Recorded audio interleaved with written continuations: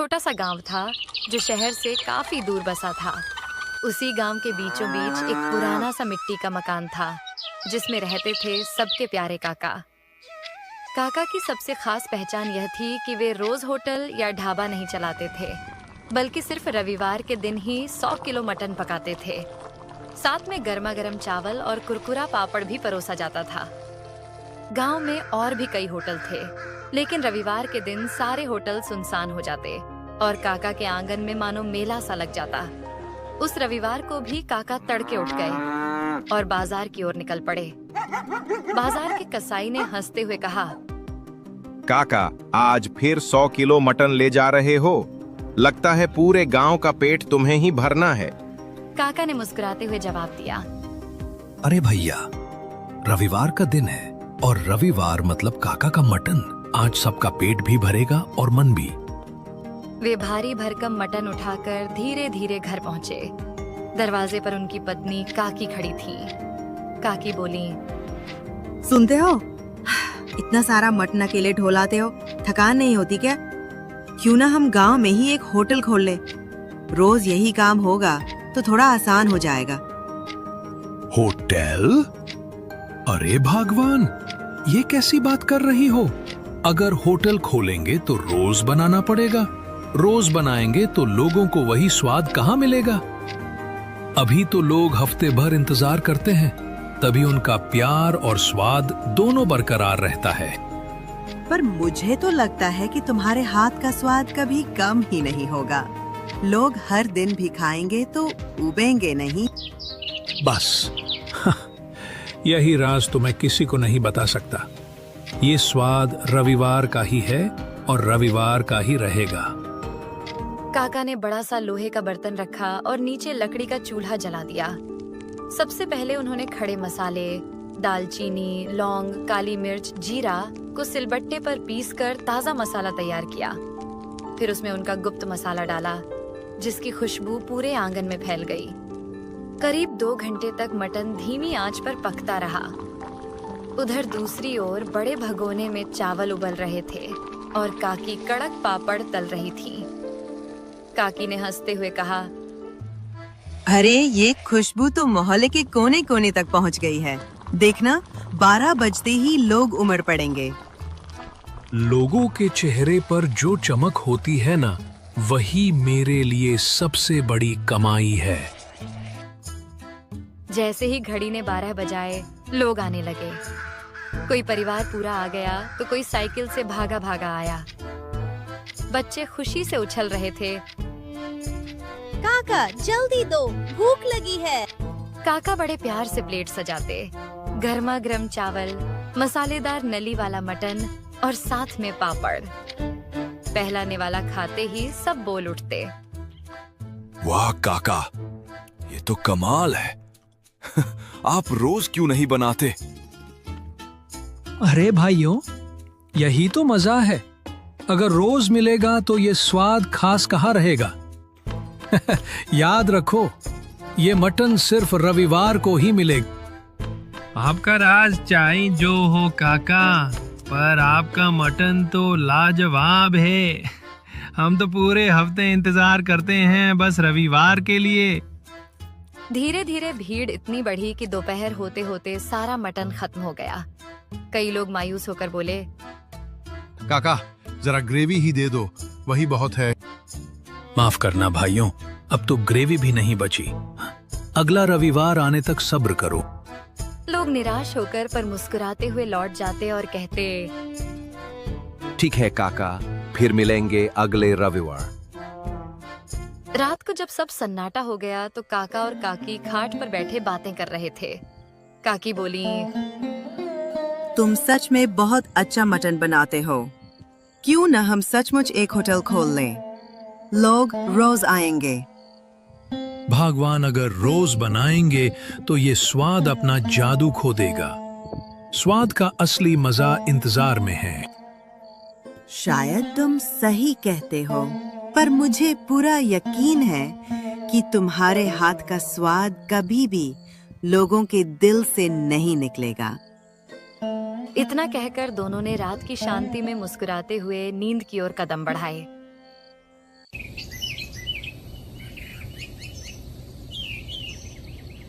अगले दिन सुबह काका गांव की गलियों में टहलते हुए निकल पड़े। चलते चलते वे चौक पर बने पीपल के पेड़ के नीचे जाकर बैठ गए। लोग आते जाते काका को प्रणाम करते, पर काका अपनी मुस्कान के साथ सबको आशीर्वाद देते रहते। इतने में एक नौजवान उनके पास आया और बोला, काका, आप यहाँ अकेले बैठे हो? अगर समय हो तो मेरे साथ चलो। मेरा एक छोटा सा ठेला है जहाँ मैं चिकन करी बनाता हूँ। चाहता हूँ कि आप मेरे चिकन का स्वाद लेकर बताओ उसमें क्या कमी है। अरे भैया, ये तो और भी अच्छा है। यहाँ यूं ही बैठने से तो अच्छा है तुम्हारा चिकन चख लिया जाए। चलो दिखाओ अपना हुनर। दोनों उसके ठेले पर पहुंचे। लड़के ने जल्दी जल्दी गर्मागर्म चिकन करी और चावल की प्लेट सजाई और काका के सामने रख दी। काका ने पहला निवाला लिया, कुछ देर चबाया और फिर बोले, देख बेटा, तुम्हारा चिकन ठीक है, पर इसमें जान नहीं है। लड़का हैरानी से बोला, जान नहीं है? काका, मैं तो ताजा मसाले डालता हूँ। बात मसालों की नहीं है, तुम चिकन को मैरिनेट करते हो क्या? नहीं काका, मैं तो सीधे पका देता। यही तो कमी है। अगर चिकन में स्वाद लाना है तो पहले उसे 30 मिनट नींबू, अदरक लहसुन का पेस्ट और थोड़ा गरम मसाला लगाकर मैरिनेट करो। जब वो मसाले में घुल मिल जाएगा तभी असली स्वाद आएगा। फिर पकाना, देखना लोग बार बार मांगेंगे। धन्यवाद काका, कल से मैं जरूर ऐसा ही करूंगा। काका हंसते हुए वहां से आगे बढ़ गए। थोड़ी दूर जाकर वे अपने पुराने मित्र रामलाल के घर पहुंचे। रामलाल बरामदे में खाट पर बैठे थे। काका मजाक में बोले, अरे भाई, तुम तो दिन ब दिन बूढ़े होते जा रहे हो। हाँ यार, बूढ़ा तो हो ही रहा हूँ। लेकिन तू बताओ, तू इतना जवान कैसे दिखता है? कहीं कोई राज तो नहीं छुपा रखा? काका ने ठाका लगाते हुए कहा, राज है तो सही, पर बता दूं तो तू भी जवान हो जाएगा। फिर गांव वाले हम दोनों को देख हैरान रह जाएंगे। दोनों जोर जोर से हंसने लगे। काका ने प्यार से कहा, देख भाई, कभी रविवार को घर आ जाया कर, तुझे अपना बेहतरीन मटन खिलाऊंगा। हाँ यार, मैंने भी बहुत तारीफ सुनी है तुम्हारे मटन की। एक दिन जरूर आऊंगा। थोड़ी देर बातें करके काका विदा लेकर अपने घर लौट गए।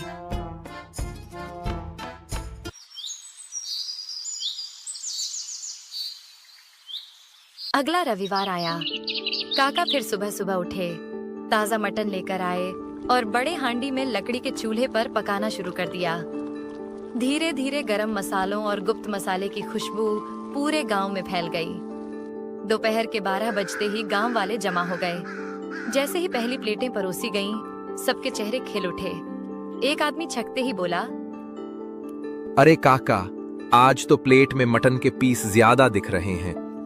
दूसरा हंसते हुए बोला, हाँ काका, मुझे तो 2-2 नली वाले टुकड़े मिल गए।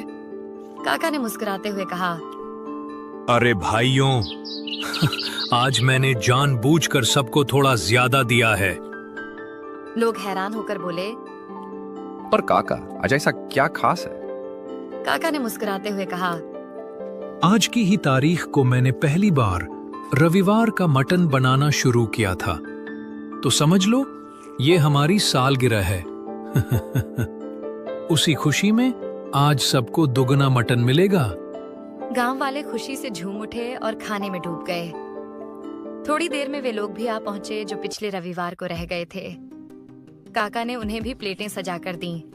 वे चाव से खाने लगे और बोले, वाह काका, इंतजार तो बहुत लंबा था, पर आज तो 2 गुना स्वाद मिला। भीड़ में एक नया चेहरा भी था। साफ कपड़े पहने, थोड़ा शहरनुमा अंदाज वाला आदमी। उसने काका की थाली खाई और फिर धीरे से बोला, काका, अगर आप मुझे ये रेसिपी बता दो तो मैं आपको जितना कहो उतने पैसे देने को तैयार हूँ। काका ने भौहें चढ़ाते हुए पूछा, अरे भाई, तुम कौन हो?